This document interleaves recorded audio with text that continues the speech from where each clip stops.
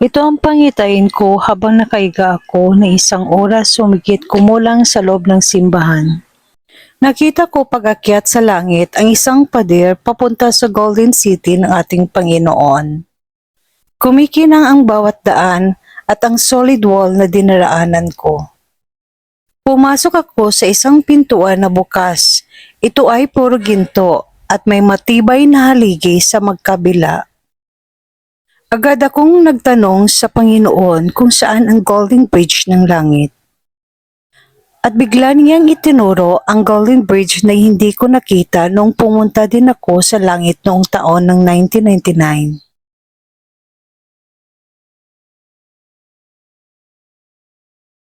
Lumakad kami ni Lord Jesus sa isang maliit na daan na ginto at papalapit sa Golden Bridge. Noong paakyat ako, tinititigan ko maliit lang siya at napakagandang tingnan. Dahil ang grills nito ay kumikinang sa ginto at may mga diamante at gems na iba't ibang kulay na nakapalamuti sa bawat grills. Sobrang napakagandang Golden Bridge na hindi mo matatagpuan sa kalupaan. Puno ng kaningningan dahil sa pagmamahal ni Jesucristo. Nakita kong dumadaloy sa ilalim nito ang River of Life sa paraiso ni Lord Jesus. Pagkababa ko sa may hagdanan ng Golden Bridge, nakita kong sumasayaw at kumakanta ang mga birding halaman. Kumikinang ang mga dulo ng halaman. Nagbibigay puri sila sa ating Panginoon at nakita ko rin sa dulo ng mga dahon ay may mga diamante ang bawat isa. Pagkatapos, habang naglalakad kami ng ating Panginoon, nakita ko ang kastilyong ginto. Ang solid wall nito at ang hagdan ay ginto. Ang Golden Castle ay nagniningning at dumaan kami sa likod nito. Puro ginto ang daraanan at umakyat kami sa pinakatuktok ng kastilyo.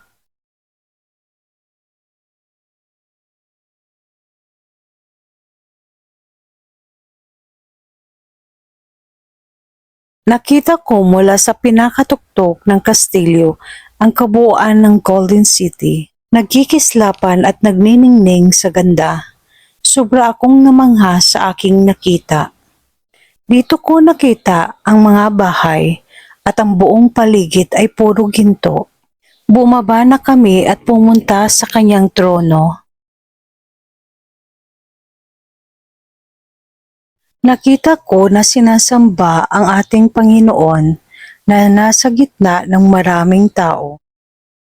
Nakasuot ng puting damit na mahaba at mukhang bata sila lahat. At lahat ng tao ay kumakanta na nakataas ang mga kamay at nagbibigay puri sa ating Panginoon. Napakaganda ng kanyang trono, punong-puno ng kaningningan at kaluwalhatian. Pinasyal niya ako sa kanyang trono at nandoon ang 24 elders of God na nag-uusap-usap kabilang si Father Abraham doon. Nakaputi silang lahat at may sinturon na kulay ginto, pati ang piping ng kanilang mga kasuotan. Abalang-abala sila sa pag-uusap habang papalapit kami ni Jesus. Biglang umarap ang isa at ako ay kanyang sinabihan ng maligayang pagdating. Siya ay si Joseph, wika ng Panginoon. Siya ay gwapo at matangkad, may balbas, at binigyan niya ako ng napakagandang ngiti. Magkatabi sila ni Abraham na medyo maliit sa kanya at pareho nila akong nginitian. Mukhang si Joseph ang namumuno sa kanila. Pagkatapos nito, pumunta kami ni Jesus sa isang dressing room.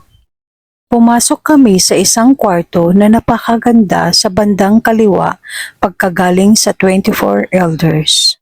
Sobrang ganda ng dressing room dahil pagtingin ko sa ceiling at wall ay punong-puno ng design.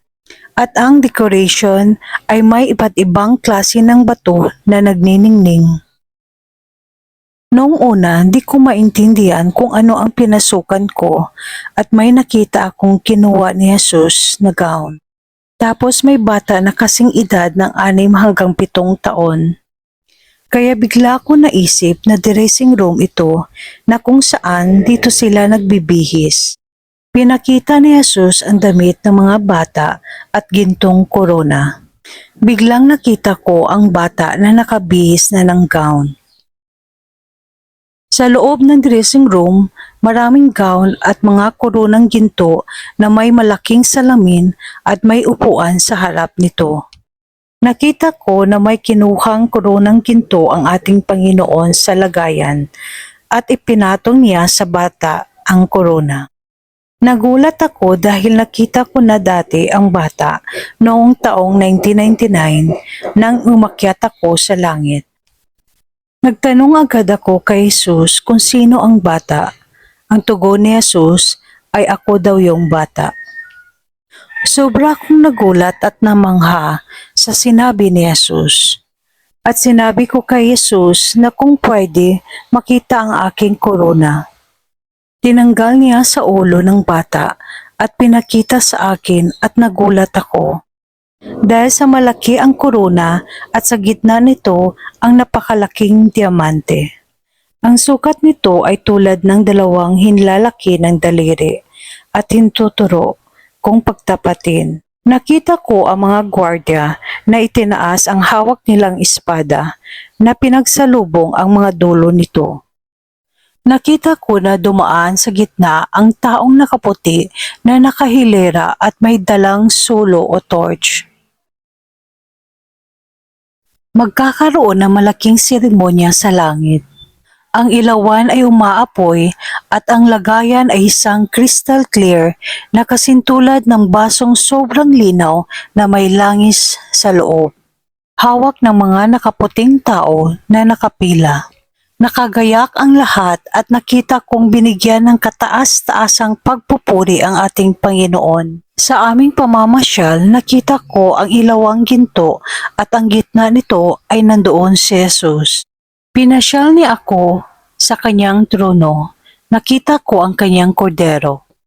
Nagniningning ito at napakaputi sa isang altar. Nakita ko din ang isang babae na nakaputi at nakatakip ang kanyang ulo at bagya lamang nakikita ang kanyang mukha. Sabi ng Panginoon, siya daw si Mama Mary. Lumiliwanag ang kanyang damit at kumikinang. Nakita ko din ang araw na nagliliwanag. Hinahawakan ito ng Panginoon ng kanyang 2 kamay. Pati ang mundo ay hinawakan ng Panginoon malapit sa altar. Lumabas kami ni Jesus at ipinasyal niya ako sa lupa ng langit. Maihahan tulad sa isang buhangin na ginto kasama ang buhangin na diamante. Pinasyal niya din ako sa malaking dagat. Nakita ko ang bata o ako na magkahawak sila ng kamay ng ating Panginoon. Nakatayo sila sa buhangin at pinagmamasdan ang dagat. Sa bandang likuran ko ay may gintong bundok na bato. Nakita ko ang bangka sa dagat at napakalawak ng dagat. Payapa lang ang dagat pag ito'y mamasdan mo. Napakalinaw ng tubig at nasabi ko sa sarili ko na tunay nga na napakaganda ng dagat sa langit. Lahat ng kasiyahan ay nandito sa langit. Tahimik at payapa ang dagat. Nakita ko ang nasabing bata ay pinasyal ng Panginoon nang kami ay pumunta sa isang ulap. Nakita ko ang doorway sa impyerno, katabi ko noon ang Panginoon. Pinakita ni Jesus ang bangin na walang hanggan na napakalalim, napakalawak at napakadilim. Nakita ko talaga ang bangin habang nasa langit kami ng Panginoon. May tinataboy si Jesus sa isang mahabang hagdanan. Sa gilid ng hagdanan ay may mga maitim na ulap at may mga taong humihingi ng tulong sa kanya. Pero hindi sila pinakinggan ng Panginoon dahil makasalanan sila. Pinakita ni Jesus ang kapangyarihan niya sa kanyang kamay. Ang kapangyarihan ni Jesus ay sobrang lakas na nagliliwanag sa mga kamay niya. Sobra akong namangha dahil wala na siyang itinago sa akin. Lahat ay ipinakita na niya sa akin. Sabi ni Jesus sa akin na laging manalangin tayo hanggang sa kanyang pagdating. Tinuruan niya ang mga bata kung papaano manalangin. Pinagtapat niya ang 2 kamay ng mga bata sa kanyang dibdib at silang dalawa ay nanalangin na magkaharap. Sabi niya na ganon ang dapat gagawin kapag nanalangin sa kanya. Dahil siya daw ay makapangyarihang Diyos na naglikha sa atin. Nagagalak daw siya kapag nakita niyang magkadikit ang 2 kamay at nasa dibdib habang nananalangin. Dahil nakikita niya na buong puso ang panalangin kung ganon ang ginagawa natin. Inihatid na ako ni Jesus sa isang hagdanan sa may pababa at may malaking puting haligi ang bawat gilid. Tinanong ko si Jesus kung sino ang Antichrist ngayon. Biglang pinakita niya ang isang porma ng tao, kalahating may sungay at kalahating itim na tao. Ang kalahating may sungay na bronze at may takip din na bakal sa mukha. Ang kanyang damit na bakal ay umabot sa kanyang talampakan at may hawak na sibat na may 3 talim. At sa isang katauhan na kalahating tao, nakita ko ang isang negro. Lahat ay maitim kahit ang puso at isip at walang mukha. Buong katawan niya ay sobrang itim. Tinanong ko kung sino siya, pinalabas ni Jesus ang taong itim sa katawan ng kaaway na nakabronse para maliwanagan at maintindihan ko. At nakita ko na humakbang ang isang tao sa kinalalagyan ng kaaway na nakadamit ng bronse. Doon ko lang natitigan, naintindihan at nakumpirma na talagang siya ang Antichrist. Pinahiliran ng Panginoon ang mga Antichrist at 3 ang mga nakita ko.